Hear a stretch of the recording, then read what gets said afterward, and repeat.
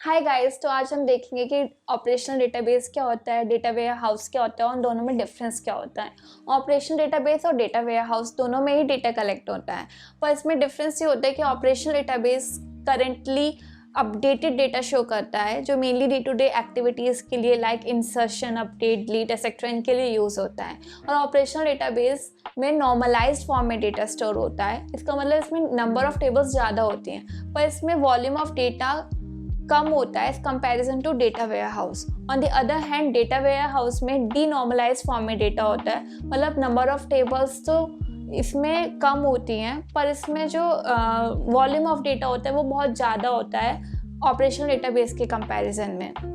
Data warehouse में different sources से data आता है, जिसमें से एक सोर्स हमारा ऑपरेशनल डेटाबेस भी होता है, और उस डेटा पे ETL लग के वो फाइनली स्टोर हो जाता है डेटा वेयर हाउस में। अब बहुत सारे टूल्स और टेक्नोलॉजीज़ यूज़ होते हैं डेटा को मैनेज करने के लिए डेटा वेयर हाउस में और ऑपरेशनल डेटाबेस में, जिसमें से एक OLAP और OLTP भी है।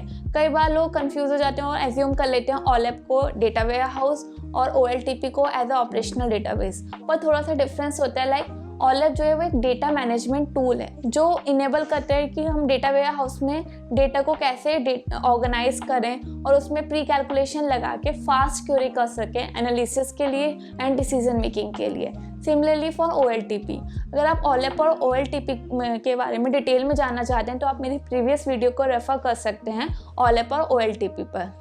अब हम एक एग्जाम्पल के थ्रू समझते हैं। सपोज कोई भी ऐप है, लाइक अमेजन ऐप है, अगर वहाँ पे कोई कस्टमर रिलोकेट होता है तो ऑपरेशनल डेटाबेस में जो उसका प्रीवियस एड्रेस है वो डिलीट हो जाएगा, उसकी जगह उसका करंट एड्रेस शो होगा बस, क्योंकि ऑपरेशनल डेटाबेस सिर्फ रिसेंटली अपडेटेड डेटा शो करता है जो करंट में है, पर डेटा वेयर हाउस वो दोनों एड्रेस शो करेगा, प्रीवियस एड्रेस भी और करंट एड्रेस भी, क्योंकि वो करंट एड्रेस के साथ हिस्टोरिकल डेटा भी शो करता है। तो इन दोनों में ये डिफरेंस है। तो हिस्टोरिकल डेटा शो करने से एक ये बेनिफिट है कि अगर फ्यूचर में हमें क्वेरी करनी हो एनालिसिस के लिए तो हम हिस्टोरिकल डेटा पे कर सकते हैं, तो वो डेटा वेयर हाउस में पॉसिबल है, पर वो पॉसिबल नहीं है ऑपरेशनल डेटाबेस में। अगर आपको मेरी ये वीडियो थोड़ी भी यूज़फुल लगी हो तो प्लीज़ लाइक करें, शेयर करें, सब्सक्राइब करें। Thank you.